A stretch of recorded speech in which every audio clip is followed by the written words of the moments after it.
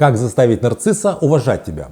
Для того, чтобы в этом разобраться, нужно понять, что такое уважение для нарцисса. Нарцисс уважает тех людей, которые представляют какую-то значимость для него. А какие люди представляют значимость для нарцисса? Люди, которые составляют его, предоставляют ему нарциссический ресурс. Мы помним, что нарцисс — это человек неустойчивый, нестабильный, тревожный, который не уверен постоянно в собственной значимости. И ему важно, чтобы другие люди извне эту его собственную значимость как-то повышали. Соответственно, нарцисс будет вас уважать, если вы являетесь источником вот этого нарциссического ресурса, но при этом, конечно же, важно, чтобы ваши интересы были выше, чем интересы нарцисса для вас, и чтобы вы никак от этого не страдали. Меня зовут Евгений Масеев, я психиатр, эксперт по отношениям, и сегодня я расскажу вам о том, как сделать так, чтобы нарцисс тебя уважал. Если вам это интересно, ставьте лайк под видео, можете этим видео поделиться в своих сетях, подписывайтесь на мой канал, если вы еще не подписались, нажимайте на колокольчик, чтобы получить уведомления о моих видео, и мы начинаем. Нарцисс будет тебя уважать, если у тебя есть что-то, что ему очень нужно и что он очень ценит. То есть это деньги, влияние, власть, известность, я не знаю, там знаменитость какая-то, престиж. То есть что угодно, что очень важно для нарцисса. Потому что если нарцисс, он как будто бы причастен к чему-то вот такому вот яркому, блестящему, важному и значимому, то, соответственно, это как бы бросает какую-то тень на него. Он уважает тех людей, знакомство с которыми, соответственно, повышает его социальный статус. Нарцисс будет тебя уважать, если ты сможешь быть независимой и свободной. Дело в том, что если у тебя есть эмоциональная, финансовая независимость, независимость в плане того, где ты живешь, то в таком случае нарцисс понимает, что ты для него важнее, чем он для тебя. Представьте себе такую ситуацию. Вы поехали за границу, у вас есть свое жилье, своя работа, вы финансово независимы, вы независимы в целом как человек, но вы никого не знаете, и вы зависите от нарцисса в плане отдыха, потому что только он знает, куда можно поехать, он может вас куда-то свозить, и получается, что он чувствует, что вы от него зависите в плане отдыха, и он начинает вами манипулировать, он получает от вас этот нарциссический ресурс, понимая, что вы никуда не денетесь, и в таком случае он не будет вас уважать.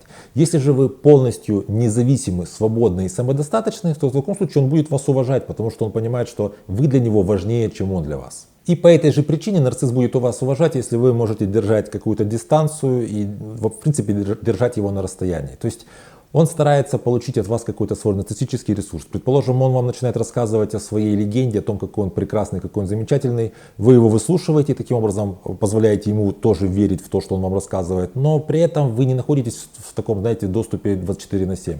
То есть за вами нужно побегать, вас нужно, так сказать, добиться. В таком случае, опять же, он будет вас уважать. Потому что, с одной стороны, он от вас что-то очень важное получает в плане нарциссического ресурса. С другой стороны, вы не находитесь в его близком кругу, так чтобы он вас постоянно контролировал. И ему нужно получать, с вами как-то договариваться, торговаться, он должен что-то вам давать для того, чтобы от вас что-то получать.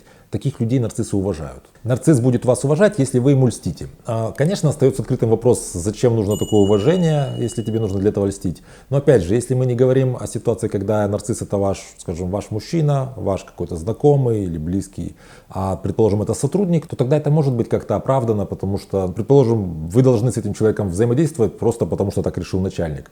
И в таком случае, если вы ему льстите, если вы позволяете ему верить в то, что вы верите в ту историю, которую он про себя рассказывает, если вы ему не говорите о том, что вы видите, что все, что он о себе говорит, это все такой пшик, если вы не показываете ему, что вы видите, что он нарцисс, то в таком случае он будет вас уважать, потому что вы позволяете ему верить в собственную историю. Он вам рассказывал, что он был на каких-то конференциях, что он имеет какие-то дипломы, что он раньше занимал какие-то важные места на других работах, и вы не оспариваете это. Вы говорите: знаешь, у тебя же такие проекты были классные, вот ты можешь для меня что-то сделать. В таком случае он будет вас уважать, потому что вы не разрушаете его картину собственной вот это вот величия, собственной какой-то идеальности. Нарцисс будет вас уважать, если вы его начальник. Вот это очень интересно. То есть, если вы его как-то контролируете, если вы его начальник, даже если он вас как-то побаивается, все равно он вас будет уважать. Вы будете для него значимым человеком. Потому что для нарцисса важно быть вот рядом с кем-то, кто имеет значение, кто имеет влияние. Таким образом, он и сам может как-то предаться фантазиям о том, что и он обладает каким-то влиянием.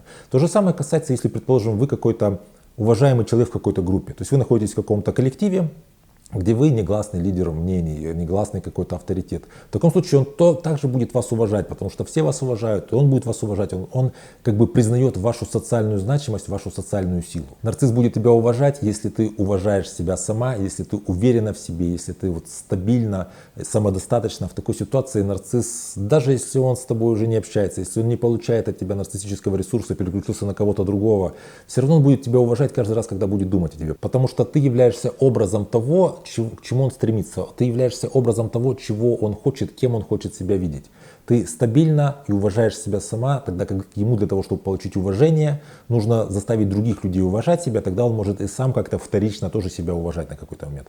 Ты будешь для него значимой, ценной, и он будет тебя уважать. Напишите, пожалуйста, в комментариях, были ли у вас такие ситуации, когда вам приходилось поставить нарцисса на место, вы это эффективно делали и заставляли его себя уважать. Вот ваши примеры будут очень важны для меня. Если эта тема вам кажется интересной, поставьте обязательно лайк под этим видео, поделитесь этим видео в своих соцсетях. Также вы можете подписаться на мой канал и нажать на колокольчик, чтобы вы получали уведомления о следующих моих выпусках. Берегите себя и своих близких, и до встречи в следующих выпусках.